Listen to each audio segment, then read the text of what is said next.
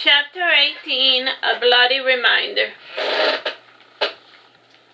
My mother returned to the room with breakfast, and she was carrying a tray of food all by herself, and I smiled happily when I saw that she had made pancakes. And at her age, she didn't cook often, and she would only bother to make me a meal whenever I was particularly ill. And while I ate, my mother was silent, and she seemed to be conflicted, and without Santiago as her confidant, and she had nobody else to share her private thoughts with. And I asked tentatively, "Are you angry at Valerio?" "No," lied my mother. "I am angry at the man who shot you." "Was he aiming at me, Mama?" I asked. "No, and even if the bullet was made of wax with the and even if it was, the bullet was made of wax with faint traces of silver. And if the sheriff was trying to kill Valerio, that would be one thing. But why capture him alive?" said my mother, speaking her thoughts out loud. "Maybe they want to torture him for money," I suggested. "Valerio worked as a sailor and as a background extra in a theater. Believe me when I tell you this, that man doesn't have a copper to his name," said my mother. "Yes, but they don't know that, and when they first met Valerio, he flaunted a wealth he didn't have," I mused, "and he was probably worried about not receiving any medical service because of his poverty." "That is a possibility," mused my mother, resting her cheek on her fist. "But he only started to pretend to have wealth when he landed in Cuba, and what happened before his arrival is a mystery, in part because the fool is a pathological liar." "Can you blame him?" I asked. "His own friends sold him out to the Spanish Inquisition, the Spanish Inquisition, the most brutal of inquisitors in the history of inquisitors." "That's debatable, but I'm not in a mood to argue with you, my son," said my mother. "And we need to have all the facts if we are to help your friend Valerio." "Are you really going to help him this time, Mother?" I asked. "Yes, if he lets me," said my mother, "and I did help him the first time. I gave him an easy job, a room, clothing, and food. That is more than most orphans get this day, and we even got him a governess that taught him how to act like a woman while you napped. And the adopted family we found him were kind and honorable, at least according to Santiago. And he's the expert in the occult creatures, not me." "Did you speak to them at the very least?" I insisted. "I did. They carried themselves with the poise and elegance of ancient noblemen that they were. And more importantly, they had a son and a tomboy daughter close to Valerio's age. So they seemed like a good fit," mused my mother, "and they were naturally quite interested in Valerio since he's a pure-blooded vampire, or so my husband claimed. I only know one vampire, so it is not as if I have a way of knowing the difference between a pure-blood and a halfling," I said, shrugging my shoulders. "But he does change shapes a lot, so that must mean something."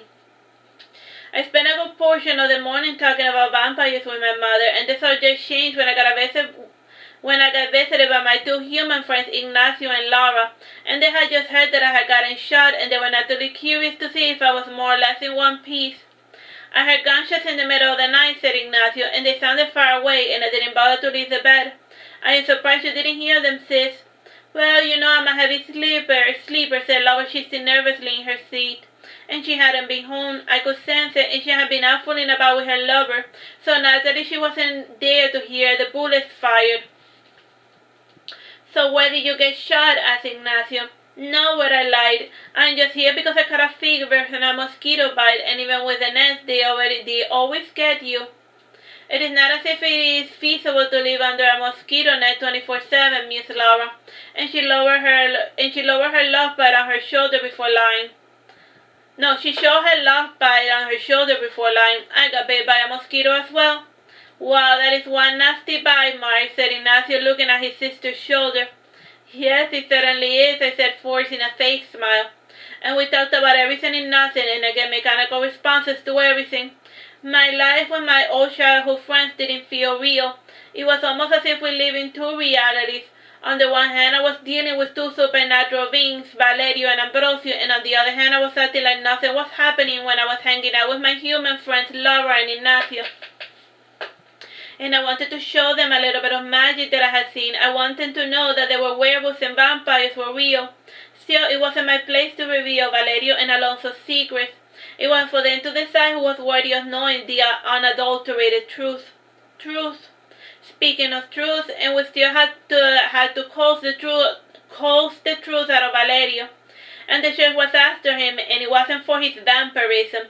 And if he had at least murdered someone important, this mess would make sense, unless the Inquisition wanted Valerio alive. And I left the clinic 2 hours past noon, and this time I was the one in the wheelchair, and it was silly how turbulent my life had become after his arrival. How I yearned for the good old days when my biggest problem was boredom and studying a career I wasn't into. I lived in paradise, I just didn't know it. I left my bedroom with Laura and Ignacio, and Valerio departed from my line of sight but not from my mind. "Wow, you're really into that blonde guy, aren't you?" joked Laura when she noticed me looking at the closed door. "No, Valeria's like a big brother," I said. "Hey, I thought I was your big brother," protested Ignacio, folding his arms. "Well, Valerio came first. I haven't told you guys yet, but Valerio used to work for my mom, and he also used to wear a dress because from the waist down he's actually a woman," I said, smiling happily. I could at least tell them a half-truth. Ignacio furrowed his brow while he struggled to remember a face he had seen more than a decade ago, and nodding he said, "So he was your nursemaid, Baba, wasn't? I think I remember a skinny little twig that used to take you to catechism." "I don't remember Baba," said Laura, pouting. "Of course you don't, sis. Baba left when you were just a baby," said Ignacio. "At least that explains the face," said Laura, thinking of Valerio's face, and she added, "But the body, there isn't a trace of femininity, is there? And why does she look the way she does?" "She worked as a sailor for more than a decade, and if you think farming life is hard, you should try the life of an old mariner just for comparison's sake," I mused. "Maybe I will," said Laura jokingly. "But in all seriousness, we should one day get on a boat and visit another country," mused Ignacio. "Yes, that would be nice, just to get away from it all and see a new horizon," I said, reclining back on my bed. "Where should we go on our trip?" insisted Laura. "Where would you like to go?" I asked. "India," said Laura without giving it a second thought. "India is far. I don't know if my stomach can handle such a long voyage." I sighed. "You never know until you try," said Laura sternly. A few days passed uneventfully, and Valerio still hadn't left. He would stop by every so often to check up on me, and I had recovered my strength a lot sooner, but I had decided to linger for attention, and I worried that Valerio would leave me again if he saw that I was feeling better. "I need you to get well soon," said Valerio to me one lovely May morning. "I am doing the best I can. It is not as if I want to be unwell," I said before sinking into the bed. "If you're still unwell, then I guess I am going to have to go on that treasure hunting expedition all by myself," said Valerio with an exaggerated display of grief. "What treasure?" I said, sitting up. "My father's treasure, the treasure that the Spanish Inquisition is so desperately trying to lay its greedy little paws on," said Valerio dryly. "Again, Valerio, if you're poor, that is fine. Please, you gotta stop pretending to be something you're not," I said, taking Valerio's beautiful lady fingers. "But it is not pretend. I really do know where my father hid his pirate treasure. He showed me where he buried it, and I never bothered to fetch it because I don't mind working. But I think that now is as good a time as any to get it, since with money I can pay the shirts to leave me alone." "You can do anything with money," said Valerio, laughing nervously. "I had hoped that they would have given up the search after losing them in the Everglades, but they are tenacious." "I don't know, Valerio," I said, not convinced. "I don't expect you to take my word for it, and as the saying goes, seeing is believing. And blessed are those who believe without seeing," said Valerio, quoting the Bible. "When are we heading out?" I asked, leaving the bed. "It depends on the weather, but we should already be in the port of Havana to make the most of the opportunity when it presents itself," said Valerio, opening my closet. I got dressed in a hurry. I didn't even bother to ask my mother for permission. I was finally going out on a big adventure. And among the things I took was my father's dress sword. And it was an ornamental rapier, nothing too far out there, and I had fooled around with it enough to imagine that I had a proper handle on a weapon. If anything, I should have Valerio to spar with me. It would be fun. This trip is going to be fun. Once I was dressed and almost at the door, I took notice of my mother sitting on the couch, and she seemed in deep contemplation. "You have my permission," she said dryly, and she added, "Just be careful to whom you speak to. We do not know how many members of the Inquisition are crawling about Havana. Be suspicious of every unfamiliar face." "Can Laura and Ignacio come too?" I asked. Only their grandmother left them, said my mother. Valerio assures me that this is going to be a short trip, and most it will take 2 weeks. Hey, Mom, did Dad ever tell you anything about Valerio's father? I asked. Why are you asking her about my father when I'm right here? Barked Valerio. Can you tell me anything about your parents? I asked. They are worm food. That is all there is to tell. I don't want to dwell on the past, and it makes it difficult to move forward, said Valerio, folding his arms.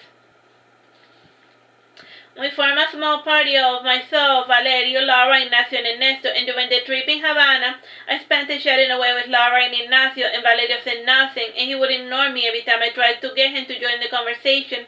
He eventually said, I am currently brainstorming the entire trip, and I need to hyper-focus on it, otherwise I won't remember the way to Dad's treasure. What was your father's name, by the way? Asked Ignacio. I am curious about him as well. I mean, you never told me his name, I said, pouting. He had many names, as befitting a vampire who lived a couple of centuries, said Valerio, stating a fact. What was the name he was baptized with? Asked Laura. My father was Sir Francis Drake, and he was born in 1540, and he faked his death in 1596 when he realized that he wasn't aging.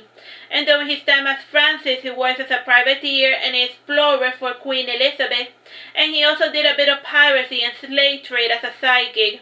And while circumnavigating the globe, he left little caches of his wealth here and there, explained Valerio. And what did he do after he faked his death? Asked Laura, amused by the story. He went on a journey of self-discovery, and over time he formed a little gang of vampires and other critters that didn't belong to a noble household, explained Valerio. How come your father didn't know that he was a vampire? I asked. Why didn't his parents tell him? Father claimed to have been a changeling, and his vampire mother probably left him with regular humans to hide him from the church. And back in those days, the Inquisition had more than enough resources to do away with witches and anything that the Catholic Church perceived as a threat to its plans of world domination, mused Valerio. The conversation was put on hold when we arrived to the port of Havana, and after walking for some time, we arrived at a vessel that was going to take us to the hidden treasure. And Valerio gave us a tour of a new home away from home, and it was a 5-gun stern schooner, and it only needed 8 men to function it. And Valerio took the helm, and the 10 men around us mobilized the sail, and with a strong wind, we were soon out of Havana and into the Caribbean. Alright, that's it. That's it. Bye-bye.